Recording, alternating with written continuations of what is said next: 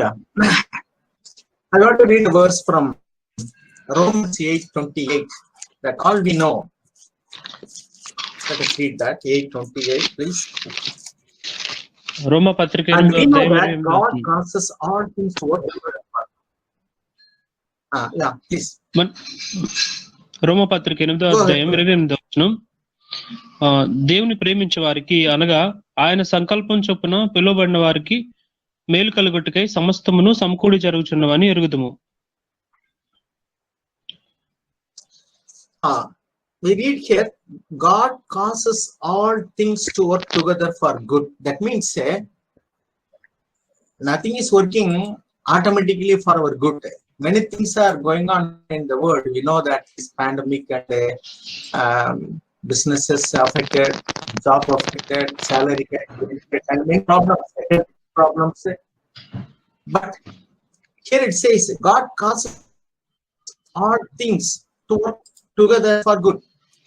ఇక్కడ ఏం చెప్పబడుతుందంటే సమస్తముని సమకూడి మన మేలు కొరకే ప్రభు జరిగిస్తారు అని చెప్పబడుతుంది. దాని అర్థం అన్ని మనకి మంచిగా జరుగుతాయని కాదు, కానీ లోకంలో మన ఉద్యోగాలు ఈ యొక్క కరోనా టైంలో మన ఉద్యోగాలు ప్రాబ్లం అయ్యాయి, మన శాలరీలు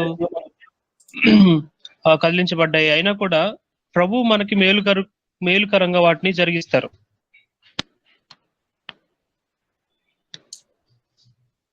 We didn't know that such a type of pandemic will come, but nothing is accidental to God.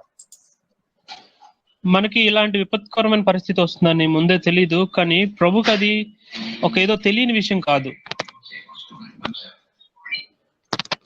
He knows everything in advance. ప్రభుకి ప్రతిదీ ముందుగానే తెలుస్తుంది. So when God is permitting something, He has in our mind, in His mind, that we are all here and we should not be affected. ప్రభు ఒక దాన్ని ముందు అనుమతించే ముందు మనం అందరం ఆయన యొక్క మనసులో ఉన్నాం. దానివల్ల మనం ప్రభావితం అవ్వకుండా ప్రభు చూసుకుంటారు. Here we read it here that God causes all things. It is not automatically something good. Things are going in a bad way, but God changes to work it for our goodness in one way. And again, we will read it to all it is cast like that. No, it is only for those who love God. ఇక్కడ ప్రభు సమస్తాన్ని సమకూడి జరిగిస్తారు అని రాయబడుతుంది. అంటే ఆయన అది మన మేలుకరంగా ఉండునట్లుగా జరిగిస్తారు తప్ప అది మనకి ఏదో మేలుకరంగా అవదు. కానీ అది అందరికీ జరగదు, కానీ దేవుణ్ణి ప్రేమించే వారికి మాత్రమే ఆయన మేలుకరంగా జరిగేలా చేస్తారు. What does it mean that to those who love God? That means those who obey God, those who believe in God. తన అర్థం దేవుణ్ణి ప్రేమించేవారు అంటే ఎవరైతే దేవునికి విధేయత చూపిస్తారో, దేవుణ్ణి అందు విశ్వాసం ఉంచుతారో వారు. So it goes on to say, to those who are called according to His purpose. ఇంకా చెప్తూ వెళ్తున్నారు ప్రభు వారు, ఎవరైతే ఆయన చిత్తం చొప్పున పిలువబడ్డారో. He has called us with the purpose in mind. ఆయన ఒక ఉద్దేశంతో మనల్ని పిలిచారు. We read it in the next verse in the middle of that. He also predestined to become conformed to the image of His Son. That is His purpose of our calling. ఆయన మనల్ని పిలువట్లో ఉన్న ఉద్దేశం ఏమనగా ఆయన యొక్క కుమారుని స్వరూపంలోనికి మనం మార్చబడాలి అనేది. So He has in mind permitting anything in our life, that is in believers' life, those who love God and obey God. He is planning everything to come on our way to make us something good, to give us something good.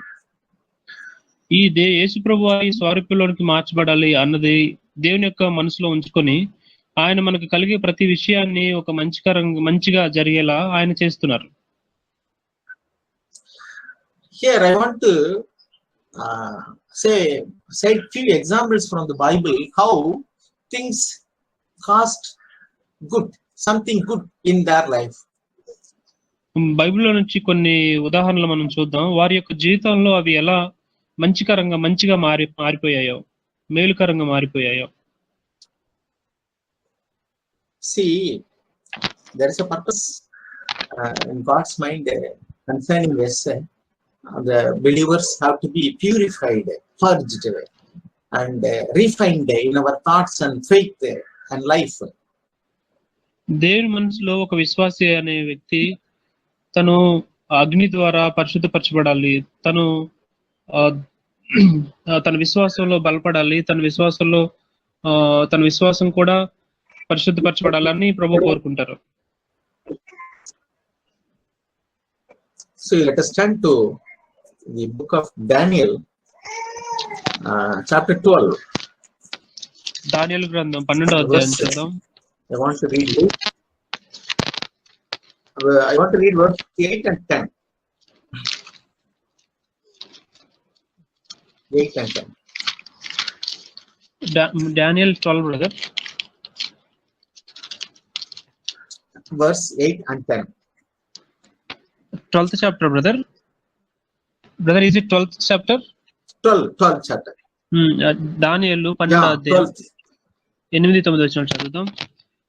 నేను వింటిని గాని గ్రహింపలేకపోతుని, నా ఏలినవాడా వీటికి అంతమేమని నేను అడగగా, అతడు ఈ సంగతులు అంత్యకాలం వరకు మరుగుగా ఉండునట్లు ముద్రింపబడినవి గనుక దానియేలు నీవు ఊరకుండుమని చెప్పెను. అనేకులు తమను శుద్ధిపరచుకొని ప్రకాశమానులను నిర్మలులను అగుదురు, దుష్టులు దుష్టకార్యములు చేయుదురు గనుక ఏ దుష్టుడును ఈ సంగతులను గ్రహింపలేకపోవును గాని బుద్ధిమంతులు గ్రహించెదరు. See, Daniel got a vision about the happenings in the end times. అంత్యకాలంలో ఏం జరుగుతుందో దానియేలుకి ఒక దర్శనం లాగా కలిగింది. He could not understand that. ఆ విషయం తనకి అర్థం చేసుకోలేకపోయాడు. Since this message was to the people in the end time, it was not revealed to Daniel. ఈ యొక్క విషయం, ఆ దర్శనం అంత్యకాలంలో ఉన్న ప్రజల నిమిత్తం కనుక దానియేలుకి ఆ విషయం అర్థం కాలేదు. So in verse 13 we read that he will enter into rest and rise again. That means he will die. So it is not necessary for him to know that. అతను చనిపోయాడు. దాని అర్థం ఈ యొక్క విషయం తనకి అవసరం లేనిది. But anyway, God answered his prayer. ఏదేమైనప్పటికీ దేవుడు ఆయన యొక్క ప్రార్థనకి సమాధానం ఇచ్చారు. So Daniel was, my Lord, what will be the outcome of the events? Brother, please repeat. In verse 8, Daniel was praying to God, my Lord, what will be the outcome of these events? That events given in vision to Daniel. 8వ వచనంలో ప్రభువుని దానియేలు అడుగుతున్నారు, ప్రభువా వీటి అంతం ఏమిటి, మీరు నాకు ఇచ్చిన దర్శనం యొక్క అంతం ఏమిటి అని. So God is revealing what will be the outcome of the events. That is, many will be purged, versed, purified, and refined. But the wicked will act wickedly, and none of the wicked will understand. But those who have insight will understand.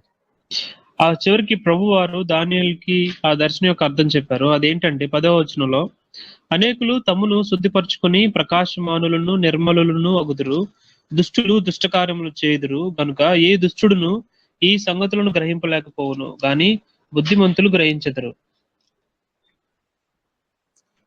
We now understand that we are in the end times. That is, the Lord's return is very close, and He has come to the door. మనం ఇప్పుడు అర్థం చేసుకోగలం, మన అంతమునకు ఎంతో దగ్గరగా ఉన్నామని, ప్రభు ఎంతో దూరంగా లేరు, జస్ట్ ఆ తలుపు యొద్దనే ఉన్నారని. So it is God's will that those who know God have to be purged, purified, and refined in our spirit and enriched in our faith. దేవుణ్ణి నమ్ముకున్న వారు విశ్వాసం అగ్ని ద్వారా పరీక్షించబడి పరిశుద్ధపరచబడి సిద్ధంగా ఉండాలన్నది దేవుని చిత్తం. So if we have that insight, we will understand the purpose of things going on in the world, that whether it is pandemic or financial problems, people losing job, businesses closed, and there is no clear understanding of what will happen in the days to come. దేవుని యొక్క చిత్తం ఇలా ఉన్నది అని మనం గుర్తించినట్లయితే లోకంలో ఏం జరుగుతున్నది అనేది అందరికి తెలియకపోయినా మనకు అది అర్థమవుతుంది.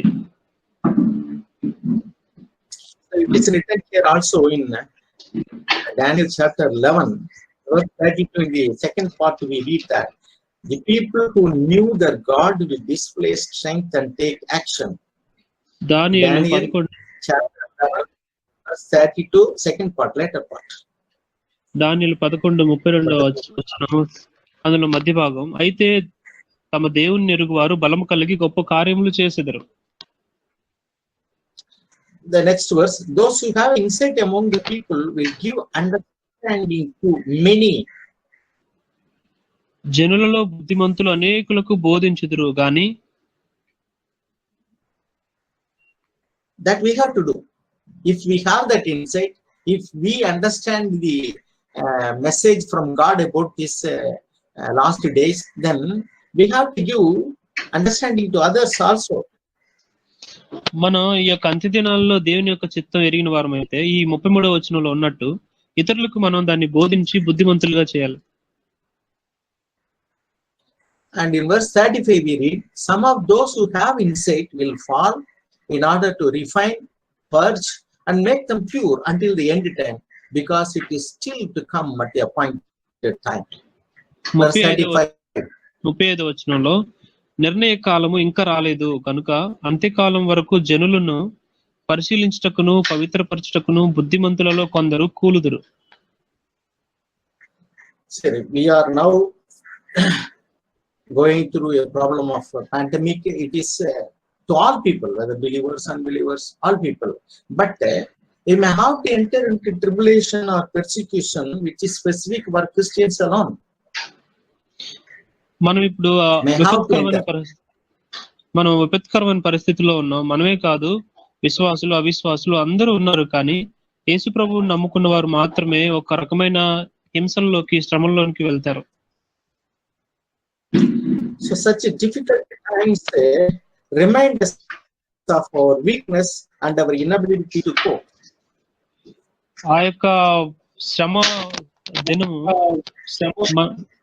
మన యొక్క బలహీనతని, మన చేయలేని తనాన్ని గుర్తించేలా చేస్తుంది. So I read a footnote in my Bible about the verse 11:35. God's messenger described a time of trial when even wise believers may stumble.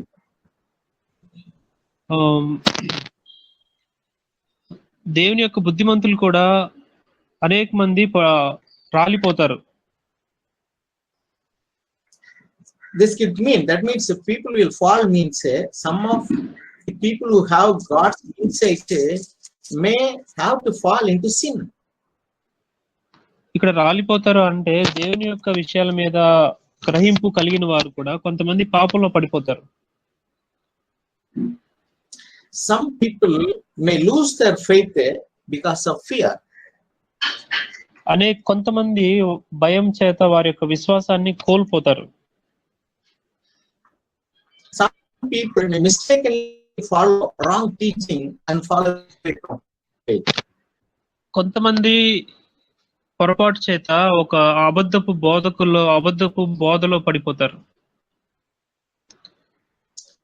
And when they experience severe suffering of a martyrdom or persecution, some people may fall.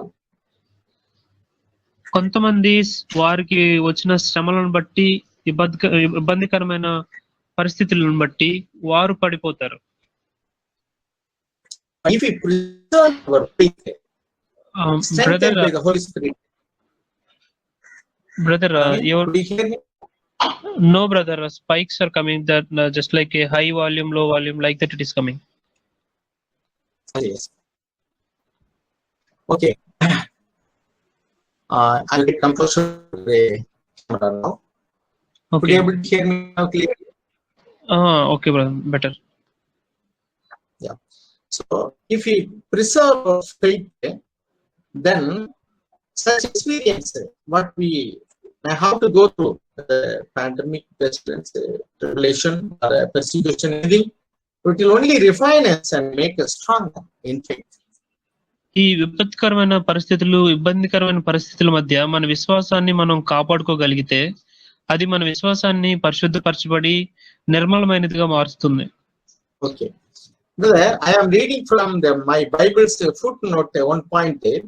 If we are facing such trials, whatever it is, whether temptation or falling into sin, or financial problem, or persecution,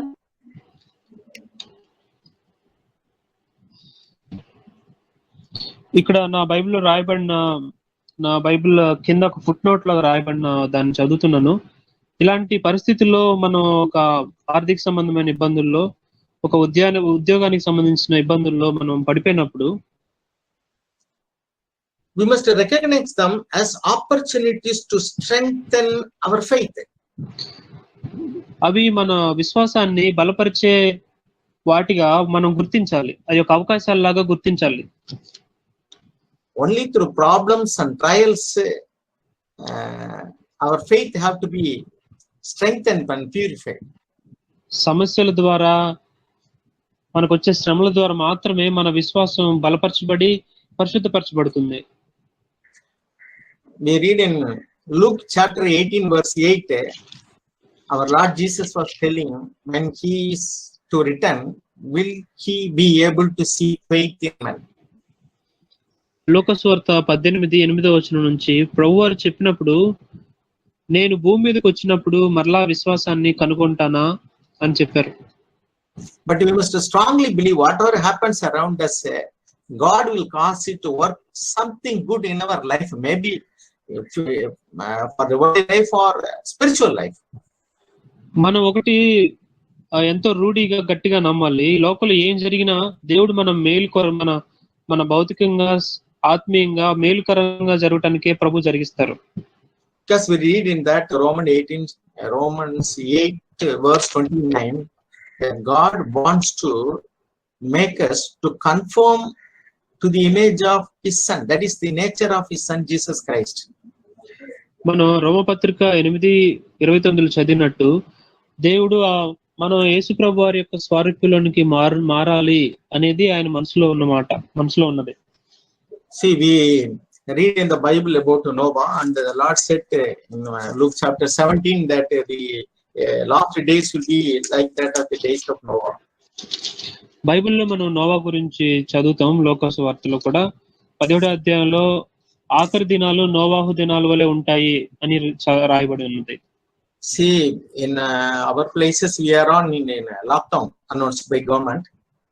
మన స్థలాల్లో అన్నిటిలో ప్రభుత్వం ద్వారా అన్ని ప్రదేశాలని lockdown చేశారు, ఎవరు కదలకుండా చేశారు. See, now I am 66 years old. I have never seen a situation like this in my life. ఇప్పుడు నాకు 66 సంవత్సరాలు ఉన్నాయి. ఇలాంటి పరిస్థితి నేను నా జీవిత కాలంలో చూడలేదు. But we read in the Bible that the first lockdown was announced by God, that is in Noah's case. కానీ బైబిల్లో దేవుడు ముందుగానే మొట్టమొదటి లాక్డౌన్ ను నిర్ణయించినట్టు చూస్తాం. అది నోవాహు దినములలో. So in Genesis chapter 7 we read that the Lord asked Noah to build an ark, and asked his family alone, 8 people, to enter the ark, and the Lord closed the door from outside. That means Noah and his family was locked inside the ark. దేవుడు నోవాహుని ఒక ఓడ కట్టుకోండి, మీ కుటుంబం వారు ఆ ఓడలో ఉండండి అని చెప్పారు. అలా చేసిన తర్వాత దేవుడే ఓడ తలుపుని మూసేశాడు. దాని అర్థం దేవుడు వాళ్ళని ఆ యొక్క ఓడలో పెట్టి లాక్డౌన్ చేశారు, వారిని నిర్బంధించారు. The Noah knew that he is locked inside only for saving them from the destruction of the world by flood and rain by God. నోవాకి ఒక మాట తెలుసు, వారు ఎందు నిమిత్తం ఆ యొక్క ఓడలో నిర్బంధించబడ్డారో, ఎందుకంటే లోకంలో వచ్చే నాశనాన్ని దేవుని యొక్క ఉగ్రత నుంచి కాపాడబడటానికేనని. See, God spoke to Noah only and Noah obeyed. But Noah's family did not have any recourse with God. దేవుడు నోవాకుతో మాత్రమే మాట్లాడారు. నోవాకు దాన్ని నమ్మారు. వారి యొక్క కుటుంబ సభ్యులకి ఆ విషయం తెలియదు. Being a godly family, Noah's wife and his sons and their in-laws obeyed Noah. ఒక దైవభక్తి గల కుటుంబంలో నోవాకు సంబంధించిన అత్తమామలు, మేబీ అల్లుళ్ళు, వాళ్ళందరూ అతనికి ఇదే చూపించారు. He has been building the ark for about 120 years. 150 సంవత్సరములను బట్టి అతను ఒక ఓడను కడుతూనే ఉన్నాడు. The ark was built on the floor, not on the seashore. It was in the country, nearly more than 100 miles away from the sea. 150 మైళ్ళ దూరంలో ఒక పట్టణం మధ్యలో అతను ఓడను కట్టడం ప్రారంభించాడు. అదేదో ఒక సముద్రపు ఒడ్డున కాదు. Previously, the people of Noah's time did not hear about rain or flood. అంతకు ముందు ఎప్పుడు కూడా నోవాహు దినంలో ఉన్న ప్రజలు ఒక జలప్రలయం గురించి ఎప్పుడు వినలేదు. So Noah was telling people that the world is going to be destroyed by God for rain and flood. They could not able to believe that. కానీ నోవాహు ఒక జలప్రలయం వస్తుంది, మీరందరూ చనిపోతారు అని చెప్తున్నప్పుడు తనకి వాళ్ళందరికీ ఏం అర్థం కాలేదు. But Noah's family being godly, they obeyed Noah only by listening to Noah, and they don't have any revelation from God about what is going to happen in the future. కానీ ఒక దైవికమైన కుటుంబ సభ్యులుగా కుటుంబ సభ్యులు నోవాహు మాటను నమ్మారు. వారు ఏమాత్రం కూడా అవిధేయత చూపించలేదు. No one will say except by Holy Spirit, this lockdown will something good for our spirit. ఎవరు కూడా ఈ యొక్క నిర్బంధం మన రక్షణ నిమిత్తమే అని పరిశుద్ధాత్మ దేవుడు తప్ప ఎవరు చెప్పలేరు. But Noah believed God, so he entered the ark with his family and stayed there for about 370 plus 7 days. See, Noah, by belief, entered the ark. He had to stay there for more than 370 days. నోవాహు ఓడలోకి ప్రవేశించిన తర్వాత 370 రోజులకి పైగానే ఆ ఓడలో నివసించారు. See how the experience would have been. Just imagine. వారి యొక్క అనుభవం ఎలా ఉండిందో కనీసం ఆలోచించండి. See, now the lockdown for us have crossed only 3 months. మన యొక్క దినాల్లో మన నిర్బంధం కేవలం 3 నెలలు మాత్రమే. But Noah and his family were inside the ark for about 370 days. That means more than 1 year. కానీ నోవాహుకి వారి యొక్క కుటుంబ సభ్యులకి ఆ ఓడలో నిర్బంధం 1 సంవత్సరానికి పై మాటే. But one thing they would see, that is what they were hearing about the future, that is raining, flood and the destruction of the world around them, they would be able to see now with their own eyes. ఇప్పుడు నోవాహు వారి యొక్క కుటుంబ సభ్యులు ఆ ఓడలో ఉంటూ అంతకుముందు ఎప్పుడో చెప్పబడిన మాటలు నెరవేరటం, ఈ యొక్క లోకం అంతా జలప్రలయం వచ్చి నాశనం అవటం వారి సొంత కళ్ళతో ఇప్పుడు చూడగలుగుతున్నారు. See, the rest of Noah's family, that means his wife and children and son-in-laws and daughter-in-laws, now they are saying actually what Noah was telling about what God is going to do, that is happening. The raining, it is flooding, and the ark is lifted up and it is floating now. ఇప్పుడు నోవాహు కుమార్తెలు, వారి యొక్క భర్తలు, వారందరూ అంతకుముందు ఎప్పుడో దేవుడు చెప్పిన మాటలన్నీ నెరవేరటం వారి కళ్ళారా చూస్తున్నారు. అవన్నీ ఇప్పుడు చూడగలుగుతున్నారు. So this lockdown is a good, very bad experience for them, but they are enriched in faith now. ఈ యొక్క నిర్బంధం వారికి అది ఎంతో చెడుగా అనిపించింది, కానీ ఇప్పుడు వారి యొక్క విశ్వాసంలో వాళ్ళు ఎంతో ఉన్నతంగా ఉన్నారు. See, what they have been hearing through Noah for the last 120 years have at last come true. వారు 120 సంవత్సరములను బట్టి నోవాహు చెప్తున్న మాటలు విన్నది ఏదో అది ఇప్పుడు నెరవేర్చడం చూస్తున్నారు. See, I want to read here from Job, from the book of Job, chapter 42, verse 2 and 5. యోబు గ్రంథం 42వ వచనం, 42వ అధ్యాయం. Now I imagine that what the family members of Noah would have been told. నేను ఇప్పుడు అనుకుంటున్నాను యోబు యొక్క కుటుంబ సభ్యులు ఏమి చెప్పి ఉండారో అని. I imagine his family members will now be strengthened in faith and would have said like this, what we read in chapter 42 of Job, verse 2 and 5. I want to read from chapter 42 of Job. I know that you can do all things and that no purpose of yours can be thought. యోబు గ్రంథం 42వ అధ్యాయం 2 నుంచి 5 వచనాలు. నీవు సమస్త క్రియలను చేయగలవనియు నీవు ఉద్దేశించినది ఏది నిష్ఫలము కానేరదనియు నేను ఇప్పుడు తెలుసుకుంటుని. After strengthening in faith, they would said like this, which is read in verse 5. I have heard of you by the hearing of the ear, but now my eyes see you. 5వ వచనం, వినికిడి చేత నిన్ను గూర్చిన వార్త నేను వింటిని, అయితే ఇప్పుడు నేను కన్నులారా నిన్ను చూచున్నాను అనే ఒక విశ్వాసం చేత వాళ్ళు ఆ విశ్వాసం పూర్తిగా కలిగి ఉండాల్సింది వాళ్ళ కుటుంబ సభ్యులు. Therefore I retract and I repent in dust and ashes. 6వ వచనం, కావున నన్ను నేను అసహించుకొని ధూళిలోను బూడిదలోను పడి పశ్చాత్తాపడుచున్నాను. The members of our family would have felt like this only. Novahu earlier, but now we are seeing actually. నోవాహు కుటుంబ సభ్యులు కూడా ముందుగా అలానే అనుకొని ఉండొచ్చు, కానీ ఇప్పుడు వారు కళ్ళారా దాన్ని చూశారు. Now their faith would have been strengthened and their family relationship. That means they have to see only each other, these 8 members, and no other people were there. So their family relations would have been strengthened. అక్కడ నోవాహు తప్ప వారి యొక్క కుటుంబ సభ్యులపై ఎవరు లేరు కాబట్టి వారి యొక్క సంబంధాలు ఇంకా ఎంతో బలిష్టంగా ఉండాలి. After this 1 year, Noah and his family members have to come out of the ark.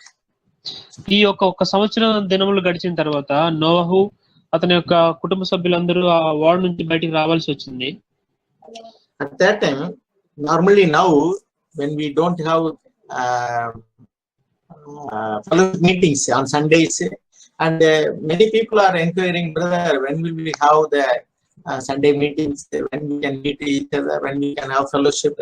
This is the position many people's mind. అనేక మంది సహోదరుడా మనం ఎప్పుడు కలుసుకుంటాం, ఎప్పుడు భౌతికంగా మనం సహవాసం కలిగి ఉంటాం అడుగుతూ ఉంటారు. అలాంటి సమయంలో కూడా వారికి కూడా అలా అనిపించుండొచ్చు. So now people are approaching government to get permission for Sunday meetings. ఇప్పుడు అనేక మంది ప్రజలు ప్రభుత్వం యొద్దకు వెళ్ళి ప్రార్థనలు చేసుకోవడానికి అనుమతిని కోరుతున్నారు. In Tamil Nadu, the people have represented the government. They wanted to have Sunday meetings. They have to permit. They are asking permission to the government. Brother, please repeat. So in Tamil Nadu, Christian ministers are approaching from their association the government to get the permission for Sunday meetings. తమిళనాడులో ఒక క్రైస్తవ అధికారుల ద్వారా ప్రార్థనా కూటములకు అనుమతిని కోరటానికి వారిని కలుస్తున్నారు. But here I wanted to refer to Noah, what he did. కానీ ఇక్కడ నేను నోవాహుని మీకు చూపించాలనుకుంటున్నాడు. అతను ఏం చేశాడు? Noah was doing all things according to what God has commanded. Noah ప్రభువు చెప్పిన ప్రతి ఆజ్ఞను బట్టి ఆ యొక్క తన పని చేశాడు. So when let us read Genesis 8, chapter 8, verse 13 and 14. ఆదికాండం 8, 13, 14 వచనాలు చదువుదాం. మరియు 601వ సంవత్సరము మొదటి నెల తొలి దినమున నీళ్లు భూమి మీద నుండి ఇంకిపోయెను. నోవహు ఓడ కప్పు తీసి చూసినప్పుడు నేల ఆరి ఉండెను. 2వ నెల 27వ దినమున భూమి ఎండి ఉండెను. See, in verse 13 we read that the surface of the ground was dried up. Noah opened it up and seen outside the ground was dried up. Noah ఓడ పైకప్పును తీసి భూమి మీద చూసినప్పుడు ఆ నేలంతా ఎండి ఉండటం చూశాడు. But he has not tried to come out. He has not tried to come out of his own. కానీ తనంతట తానే బయటికి రావాలని అనుకోలేదు. Because it was God who closed the door outside, so he waited for God's time. కానీ దేవుడే ఆ యొక్క ఓడ తలుపును మూసాడు కాబట్టి దేవుడే వచ్చి తెరవాలి అని అక్కడ నుండి ఎదురు చూస్తున్నాడు. So the surface of the ground was dried up. Noah was still remaining inside. That is, he was remaining inside further 56 days. బయట భూమి ఎండిపోవడానికి గల ఉద్దేశం ఏంటంటే తను ఇంకా ఓడలోనే 56 సంవత్సరాలు ఉండవలసి వచ్చింది. 56 రోజులు ఉండవలసి వచ్చింది. The next verse we read, in the second month on the 27th day of the month, the earth was dried. రెండవ నెల 27వ దినమున భూమి ఎండి ఉండెను. 14 వచనం. So that means further he stayed inside for 56 days very patiently. దాని అర్థం ఇంకా 56 రోజులు తన వాడలోనే ఎంతో ఓపికగా ఉన్నాడు. We read in verse 15, then God spoke to Noah saying, go out of. బయటికి రా, అప్పుడు బయటికి రా అని దేవుడు చెప్పటం 15వ వచనంలో చూస్తాం.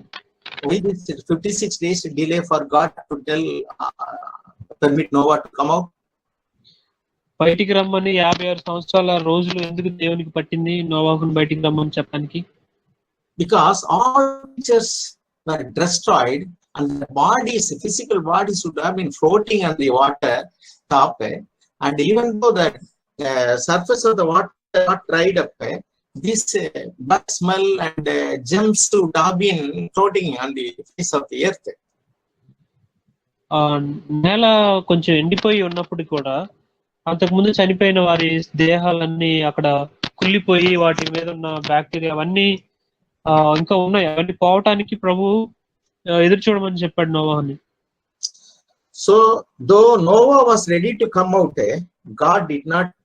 God waited for another 56 days. That's God's time. నోవాహు బయటికి రావడానికి సిద్ధంగా ఉన్న 56 రోజులు ప్రభు అతన్ని లోపలే ఉండి ఎదురు చూసేలా చేశాడు. అది దేవుని యొక్క సమయం. Noah waited for God's time, so he was protected. నోవాహు దేవుని యొక్క సమయం నిమిత్తం ఎదురు చూశాడు కాబట్టి రక్షించబడ్డాడు. So dear brothers, even if government permits, we have to wait on God to start Sunday meetings. ప్రియమైన సహోదరులారా, ఈ యొక్క ప్రభుత్వం అనుమతి ఇచ్చినా కూడా మనం దేవుని యొక్క సమయం నిమిత్తం ఎదురు చూడాలి. So now what we see, that's out now. As a result of this lockdown for Noah and his family, their family members grew in closer fellowship, get to know God well, their faith increased, and they were ready to wait for further 56 days for God's time. ఈ యొక్క గృహ నిర్బంధం వల్ల కలిగిన ఫలితం ఏమనగా నోవాహు తన యొక్క కుటుంబ సభ్యులతో ఎంతో సన్నిహితమైన సంబంధాన్ని కలిగి ఉన్నాడు. వారి యొక్క విశ్వాసం ఎంతో బలపరచబడింది. ఆ విశ్వాసం బలపరచబడిన దాన్ని బట్టి ఇంకొక 56 రోజులు ఎదురు చూడగలిగారు.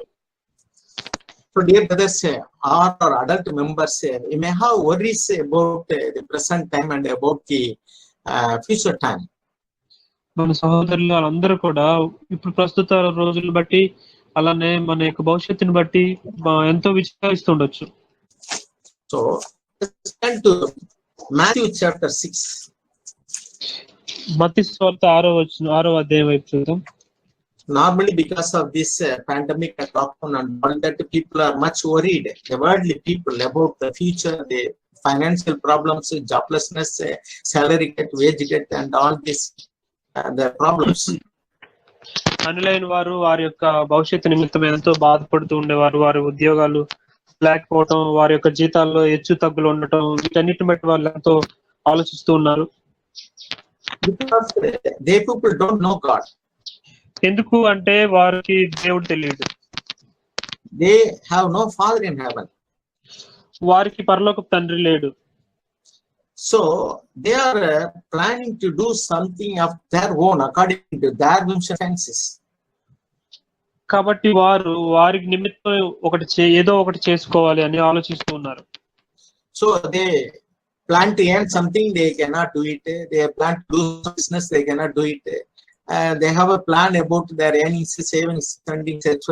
That will not go as they plan. వారు వ్యాపారం చేయాలనుకున్నారు, అది చేయలేకపోయారు. కొంత సంపాదించాలనుకున్నారు, సంపాదించుకోలేకపోయారు. బ్యాంక్ లో కొంత దాచిపెట్టుకోవాలి, దాన్ని వృద్ధి చేసుకోవాలనుకున్నారు, అది చేసుకోలేకపోయారు.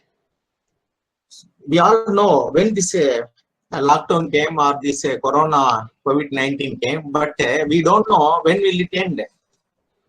కరోనా అనగా COVID-19 అనేది ఎప్పుడు వచ్చిందో మనకు తెలుసు, దానికి అంతం ఎప్పుడో మనకు తెలియదు. But dear brothers, if we are God's children, God will take care of us. We need not worry about it. కానీ ప్రియ సహోదరులారా, మనం దేవుని పిల్లలు, మనం బాధపడాల్సిన అవసరం లేదు. ప్రభు మన నిమిత్తం శ్రద్ధ కలిగి ఉన్నారు. If you want to do God's will, God will provide our needs and He will lead us, and we have to follow the Lord as He walked when He was in this world. మనం దేవుని చిత్తం చేయాలనుకుంటే మనం యేసు ప్రభు వారు భూమి మీద ఉన్నప్పుడు ఎలా ఉన్నారో మనం అలా ఉండాలి, ఆయనకి విధేయత చూపించాలి. So we read here in Matthew chapter 6:25, for this reason I say to you, do not be worried about your life, what you will eat or what you will think, or for your body as to what you will put on. Is not life more than food, and nobody more than clothing? No, and the body more than clothing. Mattayi 6:25 verse 25.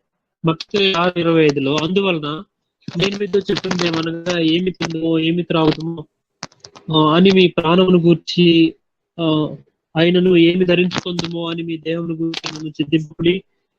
ఆహారం కంటే ప్రాణమును, వస్త్రము కంటే దేహమును గొప్పవి కావు. Again, I read from 31 to 34. That is, do not worry then, saying, what will we eat, or what will we drink, or what will we wear for clothing? For the Gentiles eagerly seek all these things, for your heavenly Father knows that you need all these things. But seek first His kingdom and His righteousness, and all these things will be added to you. So do not worry about tomorrow, for tomorrow will care for itself. Each day of His enough trouble of its own. That is 31 to 34 I read. 31 నుంచి 34 వచనాలు చదువుదాం. కాబట్టి ఏమి తిందుమో ఏమి త్రాగుమో ఏమి ధరించుకుందుమో చింతపకుడి. అన్ని జనులు వీటన్నిటి విషయమై విచారింతురు. ఇవన్నీ మీకు కావాలని మీ పరలోక తండ్రికి తెలియను. కాబట్టి మీరు ఆయన రాజ్యము నీతిని మొదట అప్పుడు అవన్నీ మీకు అనుగ్రహింపబడను. రేపటిని గూర్చి చింతింపకుడి, రేపటి దినము దాని సంగతులను గూర్చి చింతించును. నాటికి నాటికి చాలును. When Jesus was in the world, there is after His resurrection, He was meeting the disciples on the seashore, and He was asking, children, do you have anything for to eat? What do you have for eating? యేసు ప్రభు వారు చనిపోయి తిరిగి లేచిన తర్వాత సముద్ర తీరంన నడుచుకుంటూ వెళ్తున్నప్పుడు అక్కడ తన శిష్యులు ఉంటే, బిడ్డలారా మీద తినడానికి ఏమైనా ఉందా అని అడిగారు. And they gave them honey fish and this fried fish. It is not a good tasty food. This combination of honey and fish, he ate it. వారు అప్పుడు యేసు ప్రభు వారికి కొన్ని చేపలు ఇచ్చి కొంత తేనె ఇచ్చారు. అది మంచి కాంబినేషన్ కాదు, అయినా ప్రభు తీసుకున్నారు. So he was ready to eat anything available.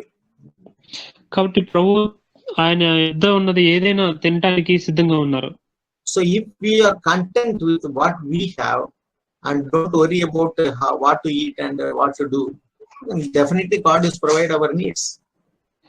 మనకి కలిగి ఉన్న దాన్ని బట్టి మనం తృప్తి కలిగి చెందగలిగినట్లయితే ప్రభు మనకి కావాల్సిందంతా ఆయన ఇవ్వటానికి సిద్ధంగా ఉన్నారు. So dear brothers, I want to tell you one thing, that if we follow the Lord, we need not worry about anything. These people of this world, the heathen, the Gentiles are worrying about the future, the problems they are facing, the joblessness, the business of it. All these things need not cause any worry about in our life. కాబట్టి మనం యేసు ప్రభు వారి వల్ల ఈ లోకంలో ఉన్నట్లయితే ప్రభు మనకు అన్ని ఇస్తారు. ఈ యొక్క అన్ని జనులు లోకస్తులు అయితే వాళ్ళు ఏం తినాలి, ఏం తాగాలి, భవిష్యత్తు ఎలా, ఎంత సంపాదించాలి, వీటన్నిటి మీద శ్రద్ధ పెడుతూ ఉంటారు. మనకైతే మన పరలోక తండ్రి యేసుప్రభు వారికి ఇచ్చినట్టే మనకు అన్ని ఇస్తారు. This time is a test for our faith. ఈ యొక్క సమయం అనే విశ్వాసానికి ఒక పరీక్ష. We have to claim for Holy Spirit. మనం పరిశుద్ధాత్మ దేవునికి ఒక సమయం కలిగి ఉంటాం. In Acts chapter 2 verse 17, Apostle Peter was stating about Joel's prophecy about the promise of Holy Spirit. యోవేలుకు సంబంధించిన ఒక ప్రవచనాన్ని అపొస్తలుల కార్యం 17వ అధ్యాయంలో పౌలు చెప్తూ ఉన్నారు. It is in the last days God has promised to pour the Holy Spirit on all mankind. అది ఏంటంటే ప్రతి మనుషుని మీద దేవుని యొక్క ఆత్మని అంత్య దినాల మీద అందరి మీద కుమ్మరిస్తాడు అని పౌలు చెప్పారు. If 2000 years back Peter was claiming that, why don't we in the last days claim the promise of the Holy Spirit for all mankind?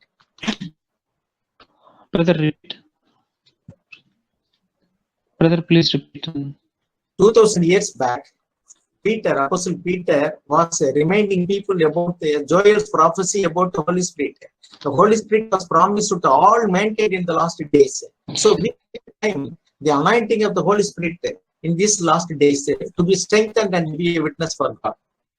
దేవునికి ఒక గొప్ప సాక్షులుగా ఉండడానికి, మనకి విశ్వాసాన్ని బలంపరచుకోవడానికి పరిశుద్ధాత్మ శక్తిని పొందుకోవచ్చు అన్న విషయాన్ని పౌలు 2000 సంవత్సరాల క్రితమే దాని విషయమే చెప్పారు మనకి. So for the older people, that means adult members in the family, we are tested or tempted to worry about it. But the young people have a lazy time. ఇంట్లో ఉన్న పరిణితి చెందిన పెద్దవారు వారికైతే అది ఒక పరీక్షలా ఉంటుంది.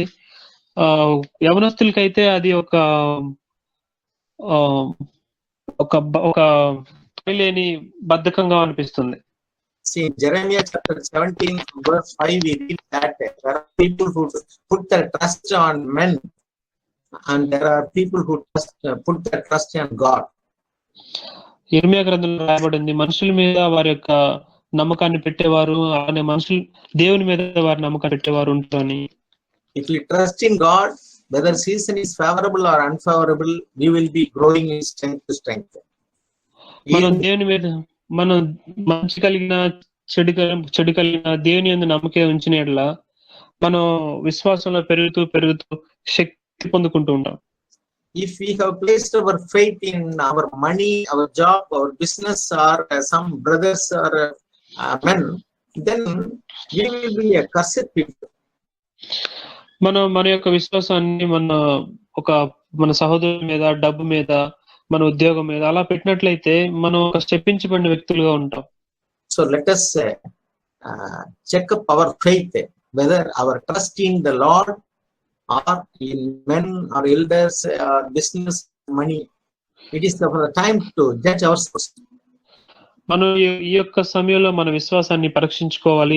అనగా మన విశ్వాసం మన ఒక సహోదరుని మీద, ఒక పెద్ద మీద, ఒక ధనం మీద, ఒక ఉద్యోగం మీద, ఒక మంచి భవిష్యత్తు మీద ఆధారపడిందా అని. So it is also some other thing also we have to check whether we are growing in faith, and also if anything goes wrong, we need not to worry about anything because we want to do God's will, not our personal will. మనం ఇంకొక విషయంలో కూడా పరీక్ష చేసుకోవాలి. ఏమనగా మన జీవితంలో ఏది జరిగినా అది దేవుని యొక్క చిత్తంతోనే జరుగుతుంది అని.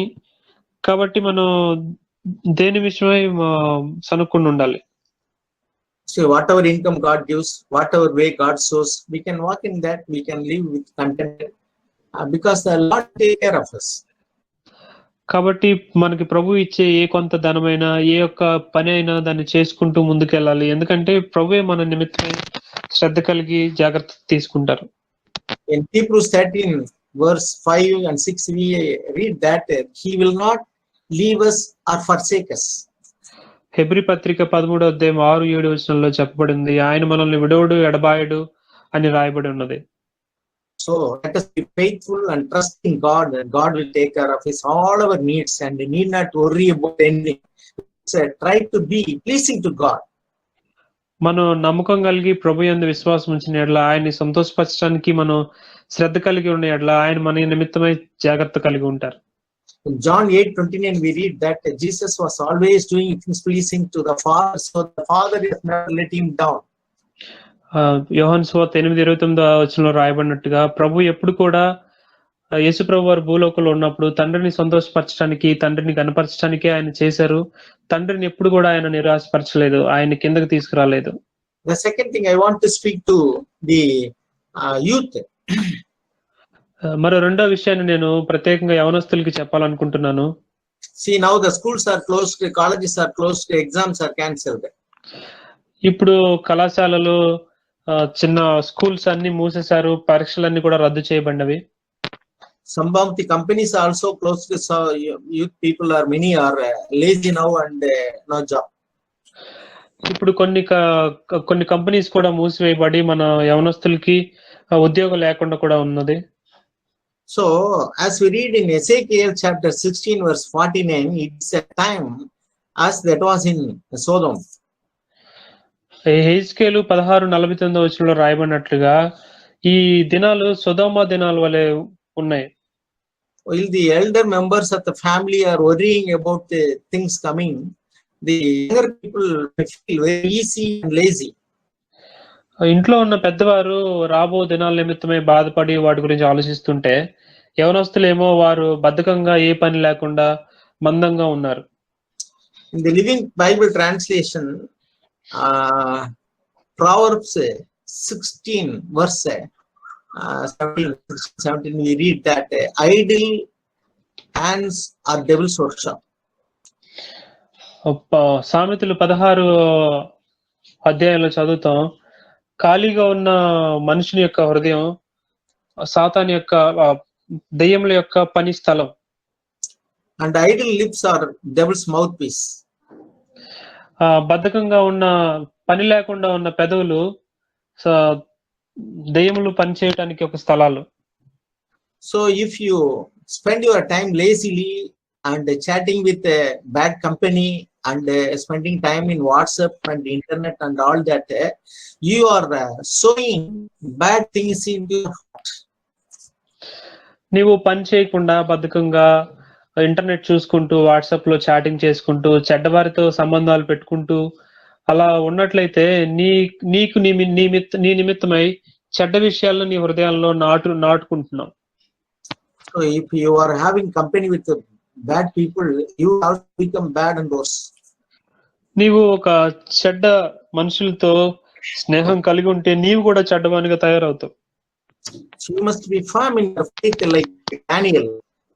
In Daniel chapter 1 verse 8, we read that he was very firm not to eat the food offered by the king and corrupting himself or taking wine, or he was refusing worship idols. మనం ఒక దానియేలు వలె ఉండాలి. దానియేలు 1:8 తను రాజు అనుగ్రహించే భోజనాన్ని, తనిచ్చే పానాన్ని తాకుండా తన నిర్ణయం తీసుకున్నాడు. He was firm even to the point of death. He was resisting. అతను మనం ఏ విధంగా కనుగొన్నామంటే, మరణం తన యొద్దకు వచ్చినప్పుడు కూడా పాపాన్ని ద్వేషించే వ్యక్తిగా, దాన్ని తిరస్కరించే వ్యక్తిగా ఉన్నాడు. The Lord was with him. ప్రభువు దానియేలుతో ఉన్నారు. In Joseph's life, we read that from the beginning he was suffering. The Lord led him step by step to the promise he was given to Joseph. యోసేపు జీవితంలో మనం చదువుతాం, యోసేపుకి ప్రభు అనుగ్రహించిన ఒక వాగ్దానాన్ని బట్టి తను ఎంతో అన్ని విషయాల్లో శ్రమ పడుతున్నా ఒక్కొక్క మెట్టు దేవుడు తను ఎలా మలిచాడో. He was an young man, very handsome and lovely face. అతను ఎంతో సుందరమైన ముఖాన్ని కలిగి ఎంతో అందంగా ఉన్న ఒక యవనస్తుడు. We read it from verse 6 onwards in chapter 39 of Genesis. ఆ విషయాల్ని ఆదికాండం 39వ అధ్యాయం 6వ వచనం నుంచి చదవచ్చు. Potiphar's wife was tempted and he was speaking to him day after day to get him closer to him. ప్రతిరోజు పోతిఫరు భార్య యోసేపుకు దగ్గర అవ్వాలని ప్రతిరోజు మాట్లాడుతూనే ఉండేది. It is written in 39 chapter verse 10 that he did not listen to her. 37వ అధ్యాయంలో రాయబడి ఉంది, కానీ యోసేపు అయితే తన మాట వినటానికైనను సిద్ధంగా లేడు. He was falsely accused of her and put into jail, and no matter, he did not care for that. ఆ యొక్క పోతిఫర్ భార్య నిమిత్తం అతను ఒక తప్పుడు వ్యక్తిగా ముద్రించబడి జైల్లో వేయబడ్డాడు. దాని నిమిత్తం తను బాధపడలేదు.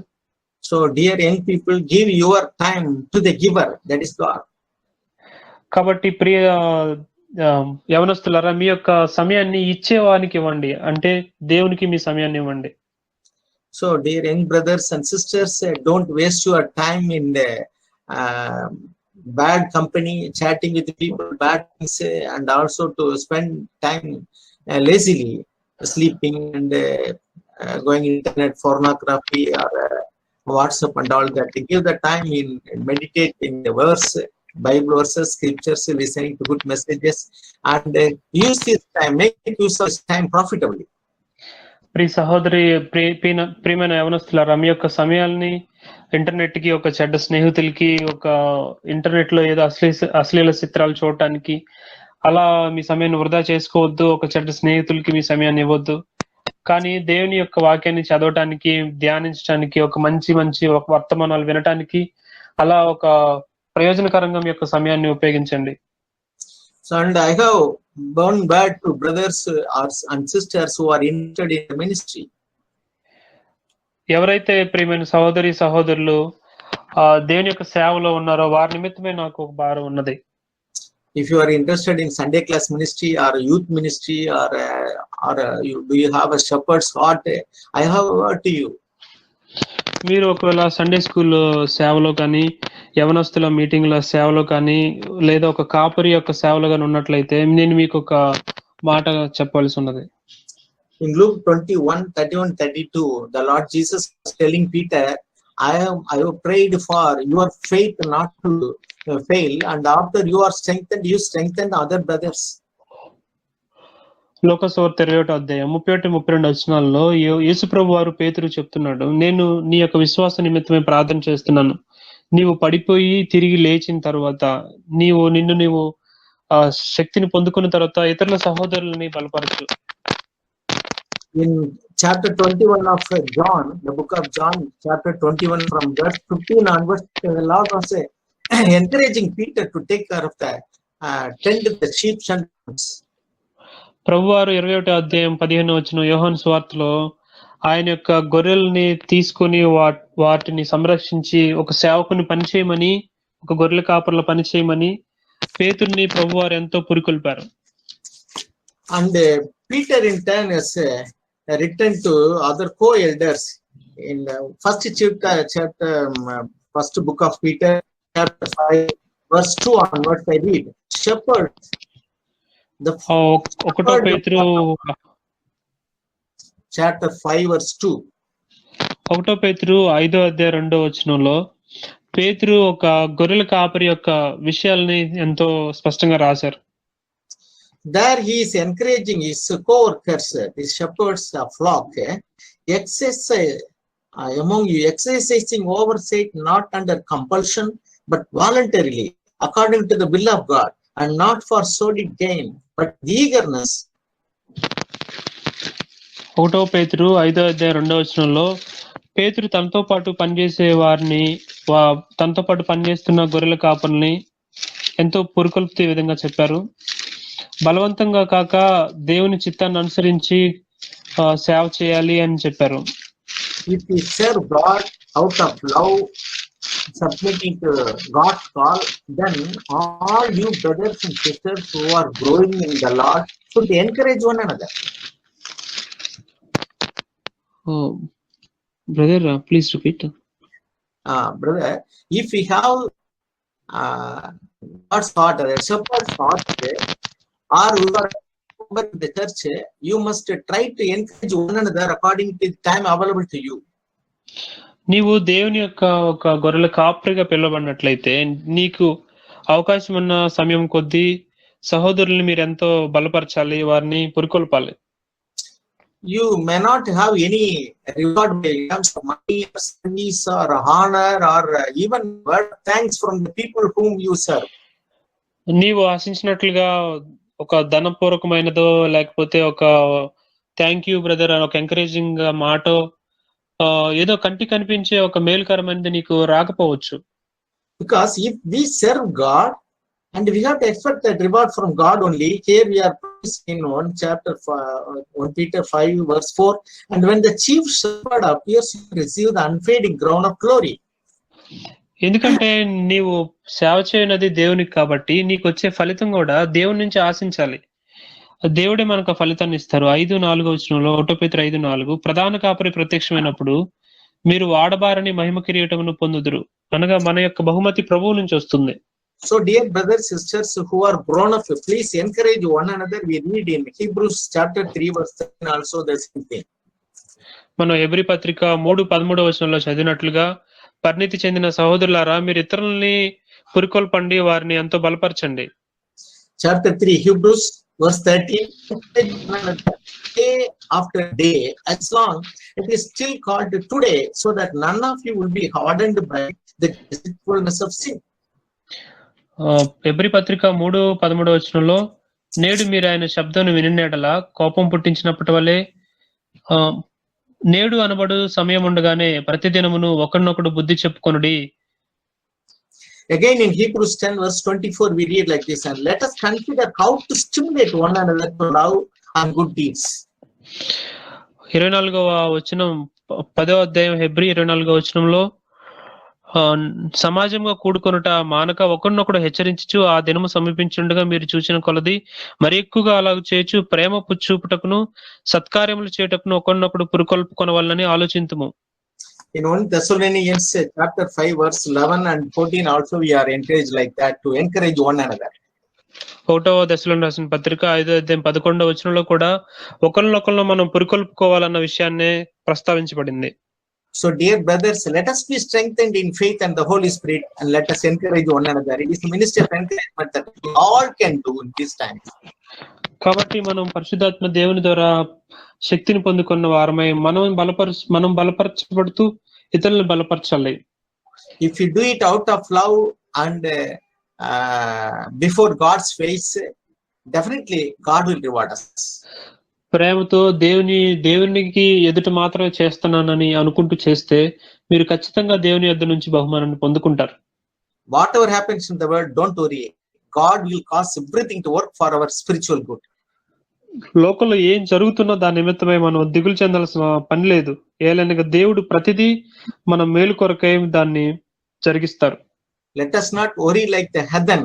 Let us trust in God, and He will definitely care for us. He will not leave us or forsake us. ఒక అన్యుడి వలె ఉండకుండా మనం ఖచ్చితంగా దేవుని యందు నమ్మకి ఉంచితే ఆయన మనల్ని విడువడు ఎడబాయడు. May the Lord bless us all. ప్రభు మనల్ని ఆశీర్వదించును గాక.